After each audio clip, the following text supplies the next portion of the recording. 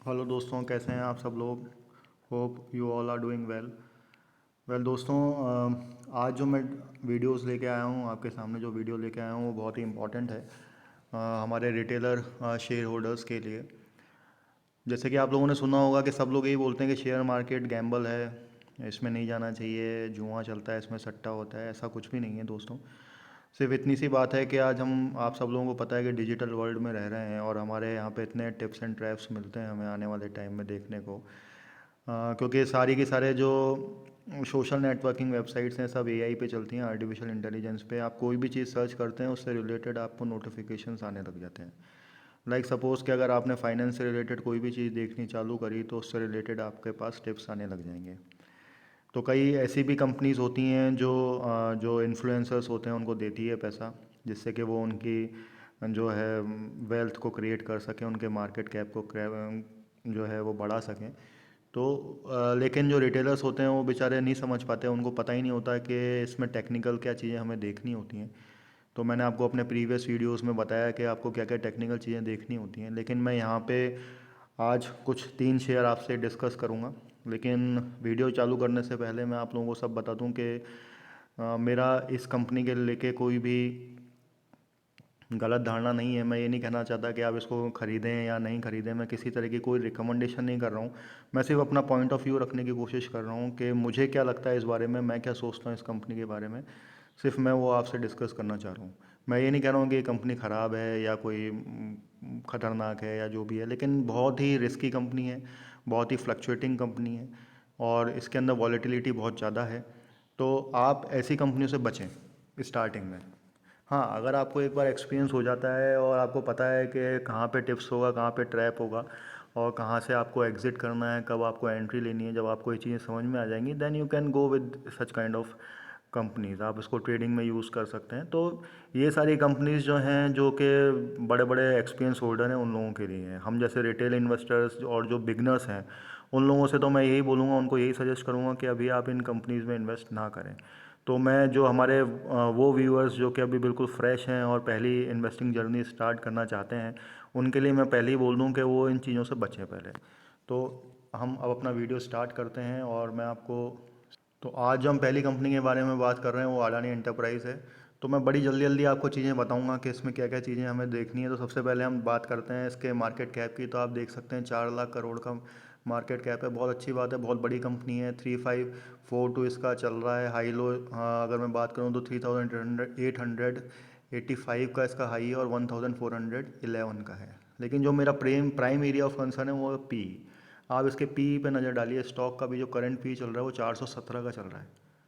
तो बॉस इतना बड़ा पी, मतलब आप समझ सकते हैं कि शेयर मार्केट इसको कितना ज़्यादा हाई पी पे रखा हुआ है। तो इसके अंदर वॉलेटिलिटी कितनी है। वहीं अगर आप इसके अगेंस्ट में आर और आर देखेंगे तो वो सिर्फ 7.28 है और 4.12 है।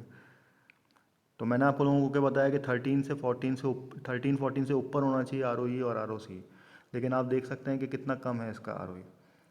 वहीं अगर मैं इसके मीडियन रेशो की बात करूं तो आप इसका 5 ईयर मीडियन पी देखेंगे वो सिर्फ 26 ही है। और अभी ये देखिए आप 417 पे ट्रेड कर रहा है। कितना अंतर है, मतलब कितनी वॉलेटिलिटी है इसके अंदर, कितने फ्लक्चुएशंस हैं। तो ये चीज़ हमें देखनी है। और अगर मैं इसके मार्जिन्स की बात करूँ, आप देख सकते हैं ऑपरेटिंग प्रॉफिट मार्जिन 4% 5%, ठीक है, उन्होंने कंसिस्टेंटली किया हुआ है। लेकिन आप इसके ईपीएस पर नज़र डालें एक बार। आप इसके ईपीएस पर नज़र डालें। 2021 का ईपीएस है 1.93 और अब खाली 4.12 ही बढ़ा है। उसके बाद दिसंबर में तो माइनस में था, मार्च 2022 में 2.7 था। अगर मैं प्रॉफिट एंड लॉस की बात करूं तो यहाँ पे आप ईपीएस देखिए 8.71 है बस। पहले जबकि उससे पहले था उसका 7.06, फिर 8.39। तो आप देख सकते हैं कि कितना ज़्यादा इसके अंदर फ्लक्चुएशन है। तो ऐसी कंपनीज़ के अंदर से हमें बचना चाहिए। आप इसमें कॉस्ट प्राइस, स्टॉक प्राइस का जो सीएजीआर देखेंगे वो भी मतलब इलॉजिकली बढ़ रहा है और घट रहा है, मतलब 107, 156, 132। तो अगर आपने नीचे एंट्री ले रखी होगी, मतलब अगर आपने इसके ऑल टाइम लो से एंट्री ले रखी होगी जब, तो आपके लिए बहुत अच्छी कंपनी है ये। लेकिन अगर आप ऊपर के लेवल पे अगर ट्रैप हो गए तो आप बड़ी मुश्किल में आ जाएंगे। इसलिए मैं बताना चाह रहा हूँ कि क्या होता है कि रिटेल इन्वेस्टर चढ़ती हुई गाड़ी में सवार होना चाहता है। तो जो कोई कंपनी राइज करती आ रही है वो उसमें इन्वेस्ट करता है, लेकिन एकदम इसमें ऐसा डाउनफॉल आएगा कि आप ऊपर के लेवल पे ही ट्रैप हो जाएंगे। और जो सबसे इंटरेस्टिंग बात है वो आप देखिए कि इसके जो बोरोइंग्स हैं वो 41,604 की हैं और करोड़ की हैं, और रिजर्व से इसके पास 20,329 के हैं। मतलब कितना कर्जा है कंपनी के ऊपर, आप इससे देख सकते हैं। लॉन्ग टर्म बोरोइंग्स देख लीजिए आप, 20,000 के करीब की, 20,000 करोड़ की इसके पास लॉन्ग टर्म बोरोइंग्स है, और उसके अगेंस्ट में रिजर्व्स है ही नहीं इनके पास, बहुत कम है। अभी मैं आगे दिखाऊंगा आपको, आगे तो जो और कंपनीज़ हैं उसमें और भी बुरा हाल है इनका। अब आप यहाँ पर प्रमोटर्स की होल्डिंग देखें तो 72% है, घटी है। FIIs की बढ़ी है। DIIs आप देखें 5% ही हैं और पब्लिक भी 6% है।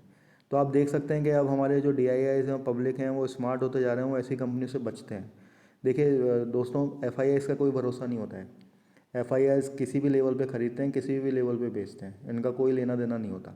ठीक है, तो हमें FIIs पे नहीं जाना। तो अगर मैं यहाँ पे DIIs की बात करूँ तो LIC ने देखिए इसमें पैसा लगा रखा है। ठीक है, और पब्लिक की अगर मैं बात करूँ तो ग्रीन एंटरप्राइजेस ने लगा रखा है बस पैसा। तो हमें ऐसी सच काइंड ऑफ कंपनी से हमें अवॉइड करना चाहिए, दूर रहना चाहिए। वहीं पर अगर मैं दूसरी कंपनी की बात करूँ तो हम बात यहाँ करेंगे अडानी ग्रुप की कंपनी की बात कर रहा हूँ मैं। दूसरी अडानी ग्रुप की कंपनी हमने ली है ग्रीन, अडानी ग्रीन। आप इसका स्टॉक भी देखें सीधे 670 का है, करेंट प्राइस का 2103 है, हाई इसका 3050 है और लो इसका 1136 है।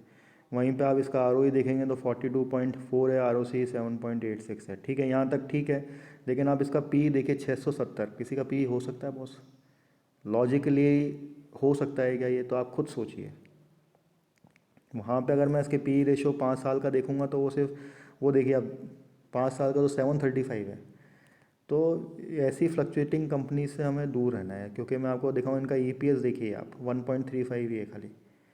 ठीक है, अभी इसका जो जून का जो EPS आया है वो 1.35 और उससे पहले 1.40 ही था। तो अर्निंग पर शेयर तो हो ही नहीं रही है कहीं से कहीं तक।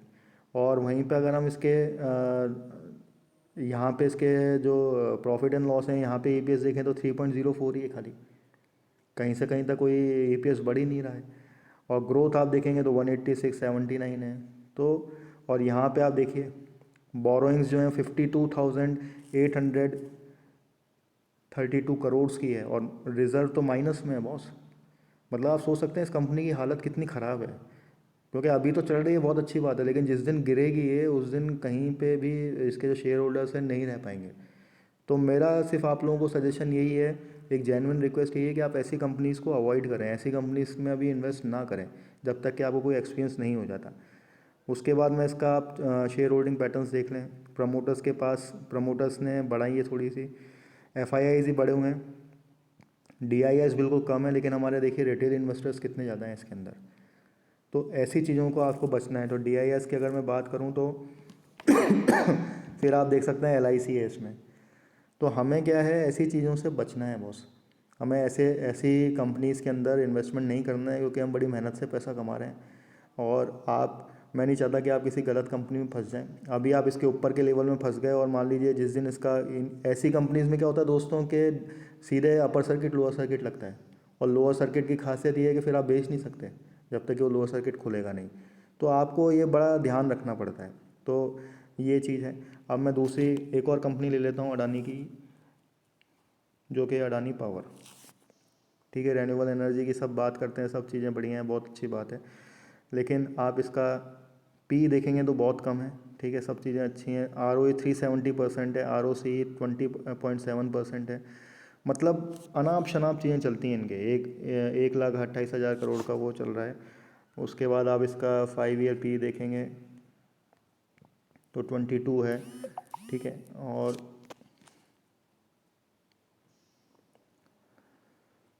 यहाँ पे आप इसका EPS देखेंगे तो एकदम से 12.39 हुआ EPS। तो ठीक है, ये अच्छी बात है, 0.72 से 12.39 हुआ है।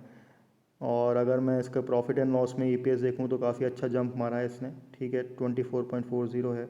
यहाँ पे आप इसके जो ग्रोथ रेट है वो देख सकते हैं, 21%, 58%, 70%, 226%, बहुत ही अनइवन है।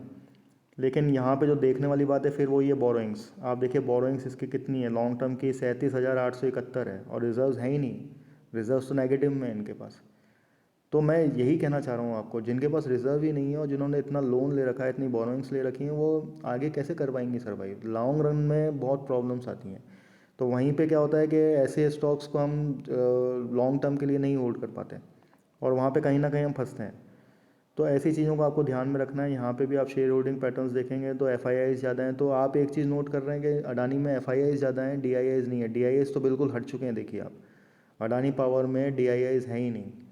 और यहाँ पे आप पब्लिक देखेंगे तो पब्लिक में भी लाइफ इंश्योरेंस देखिए, यहाँ भी एल आई सी आई हुई है। तो एल आई सी आपका पैसा ऐसी ऐसी कंपनीज़ में लगा रही है, ठीक है। तो आपको ध्यान रखना है, आपको इन चीज़ों को बहुत ही ध्यान से लेना है।